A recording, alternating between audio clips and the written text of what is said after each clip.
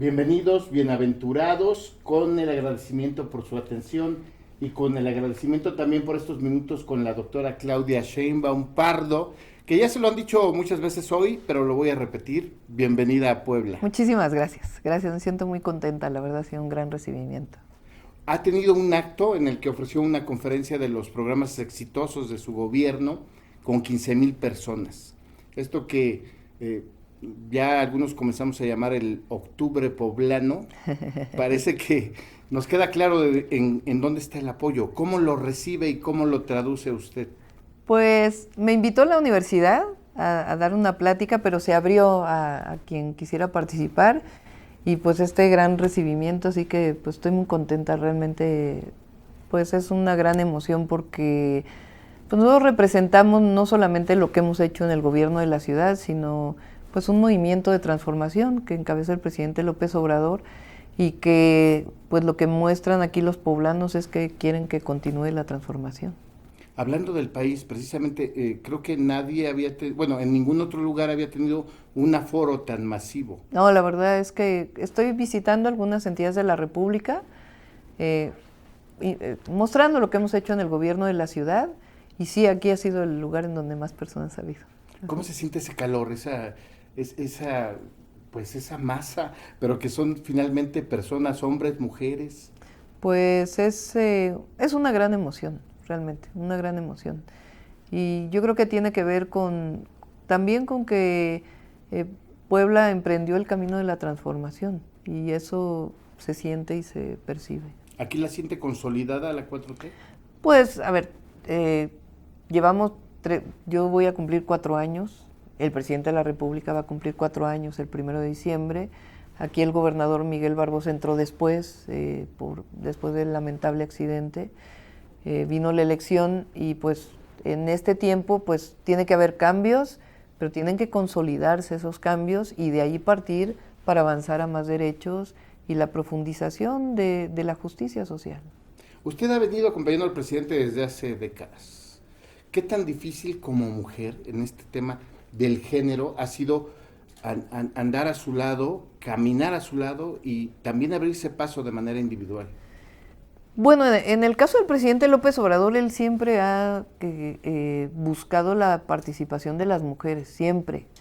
Y yo recuerdo que cuando él entró de jefe de gobierno, éramos más mujeres que hombres en su gabinete. No solo había paridad, sino que éramos más mujeres. Él siempre decía es que las mujeres son más honestas, más trabajadoras, más responsables. Yo también lo creo. Sí, lo creo. Por supuesto, con excepción de algunos hombres. No es cierto. Pero sí creo que las mujeres le imprimimos a la política y al servicio público mucha responsabilidad. Y en ese sentido nunca percibí por parte del presidente nada que tuviera que ver con una diferenciación entre hombre o mujer. De hecho, él tiene un gabinete paritario por primera vez en la historia, y ha propuesto una gobernadora en el Banco de México, más mujeres en la Suprema Corte. Es que hoy México pues es distinto, en muchos sentidos, pero también en la participación de las mujeres. En este sentido, a ver, en caso hipotético, Sí. de que llegara una mujer a la presidencia, Pues yo no lo veo tan hipotético. a ver, dígame, No, pues yo veo en el 24 una mujer en la presidencia. ¿se ve usted? Pues sí, ahí nos vemos. ¿Qué va a ser distinto con usted en la presidencia de un varón, un mandatario varón? A ver, son varias cosas, ¿no? Porque una es el proyecto, o sea, que yo creo que es lo fundamental. ¿En qué sentido digo lo fundamental? A ver, no es lo mismo cualquier mujer. Por supuesto que todas estamos de acuerdo, y todos yo creo, en que tiene que haber mayor participación de la mujer y tiene que haber más derechos para las mujeres y tiene que haber igualdad. Pero hay mujeres que no representan el proyecto que yo represento junto con millones de mexicanos y al lado del presidente Andrés Manuel López Obrador y de 22 gobernadores o 21 gobernadores. Es un proyecto de transformación que tiene que ver con erradicar la corrupción, con erradicar los privilegios del servicio público y con destinar los recursos públicos para el beneficio de la gente, que tiene que ver con la construcción de justicia social, que tiene que ver con disminuir desigualdades y que tiene que ver con la concepción de que el Estado debe proveer los principales derechos, el derecho a la educación, el derecho a la salud. Hay otro proyecto que lo que quiere es mirar al pasado, que quiere regresar al pasado, en donde el gobierno era representante de un grupo muy pequeñito, en donde se privatizaron los recursos naturales, en donde se privatizaron las empresas estratégicas, en donde se privatizó la educación, la salud. Eso es un proyecto distinto. Entonces, no solo es un asunto de ser mujer, sino qué representas y cómo lo representas, y también cómo haces gobierno, porque no solo son las acciones, sino esas acciones en el fondo qué principios traen y qué proyecto de ciudad o de nación o de estado representas. Precisamente la oposición, la siento de repente muy beligerante, pero ya se miden, y Morena está 20, 30 puntos de toda la oposición junta. ¿En qué momento está esa rivalidad y cómo se encara? Ya me ha perfilado algo, pero ¿cómo esta beligerancia que trae? Y con usted traen una beligerancia muy especial. Yo creo que ahí sí hay una parte de misoginia también, ¿eh? O sea, de que ahí en la derecha, pues la derecha nunca ha estado de acuerdo con que las mujeres participen. No sé si se acuerdan que el presidente Fox llamó lavadoras de dos patas a las mujeres, o que Diego Fernández de Ceballos hablaba del viejerío, porque ahora se hacen los representantes de las mujeres, pero históricamente no estaban de acuerdo con que las mujeres participaran en la vida pública. Entonces, inclusive era muy difícil para las mujeres participar. Entonces, yo creo que hay una parte de eso, pero también, así como hay misoginia, hay mucho odio. O sea, ellos representan la discriminación, históricamente, no solo en México, sino en el mundo. Ahí tenemos a Vox en España, o finalmente lo que ha representado el fascismo en la historia, que es el odio, la discriminación, el clasismo, el racismo, el pensar que hay una gente superior a otra. Eso es finalmente lo que les genera tanto odio, tanto estupor cuando participan las mujeres, o cuando se piensa en el pueblo, o cuando se piensa en los que menos tienen. Yo creo que en el fondo hay ese... Por ejemplo, ahora nosotros planteamos que una pieza de una mujer indígena estuviera en Reforma. Bueno, ha causado un revuelo. Y uno dice, bueno, pero ¿qué hay en el fondo de que creas que una mujer que fue gobernante antes de la conquista de los españoles esté en Paseo de la Reforma? ¿Qué profundidad en el racismo, en el clasismo hay ahí? Entonces, eso es lo que representa la derecha, el conservadurismo. Por eso es conservadurismo. Y aquí lo que queremos es libertad, es democracia y es justicia social. Esa es, digamos, la diferencia entre los proyectos de nación, incluida también la honestidad y la corrupción. Entonces, eso es lo que hay de fondo en los proyectos de nación.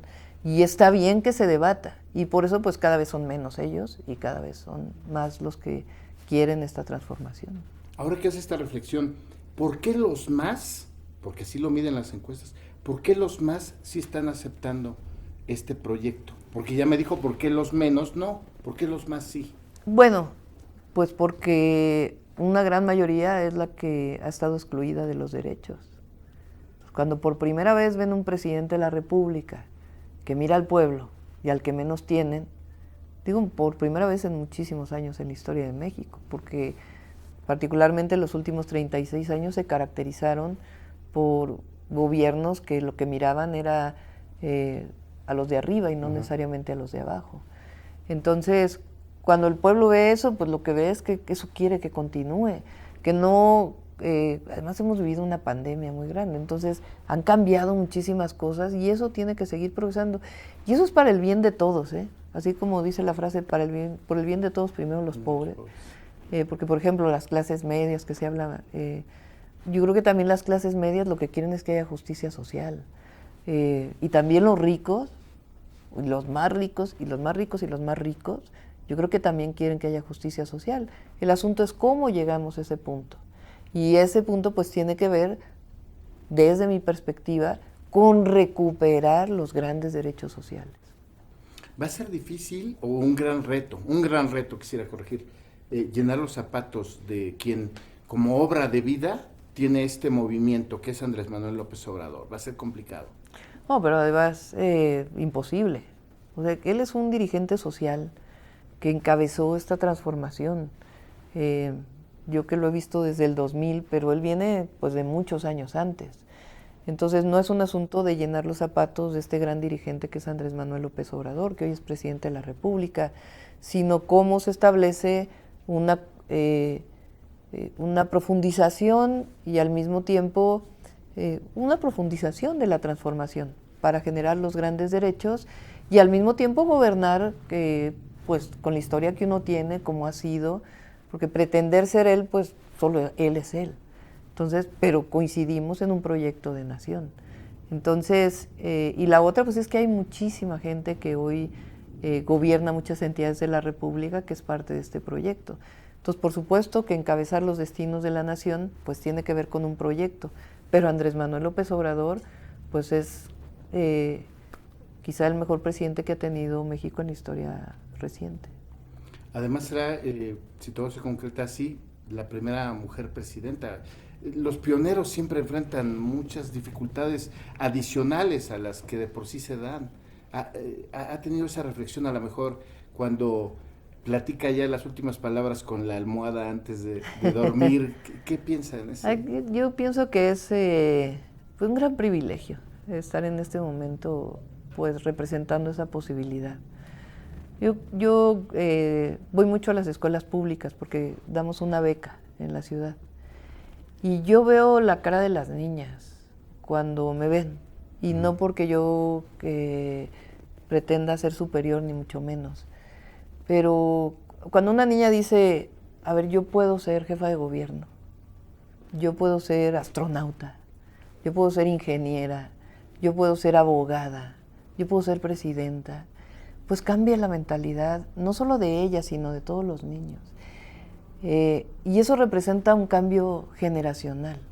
Entonces la posibilidad de representar al pueblo de México en la presidencia de la República como primera mujer, pues ese solo hecho ya representa pues un cambio muy profundo y la posibilidad pues de un futuro y un sueño para las niñas de México, más allá de representar además un proyecto. Entonces, ya lo decidirá en su momento las encuestas, pero pues es una posibilidad. Para terminar, ¿le gusta mucho la música? Sí. Usted toca la guitarra, canta, desde la época universitaria. Además, desde niña ahí tengo mi... Sí. Una época universitaria muy bonita además, en el CEU. Sí, me tocó vivir fue el primer movimiento que, quizá el primero, no sé si el primero, pero que se opuso a la privatización de la educación pública. Sí, yo creo que y fue primero, un movimiento sí. triunfante. Se decía entonces que la educación debía costar, como si el valor económico le diera valor a los derechos. Esto llegó a tal nivel que la naturaleza, para que tenga valor, tiene que tener un valor económico.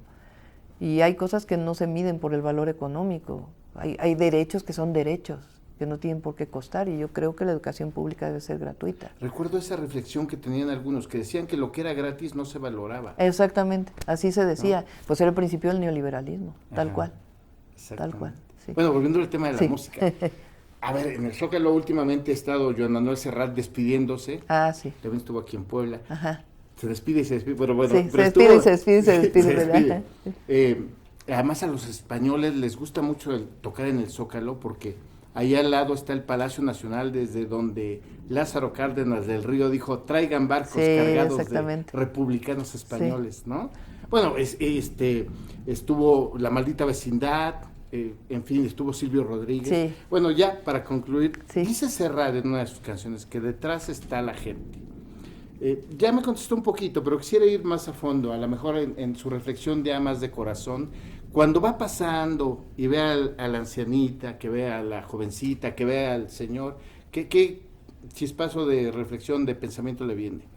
Pues primero es mucha emoción, mucha emoción. Y segundo es mucha responsabilidad.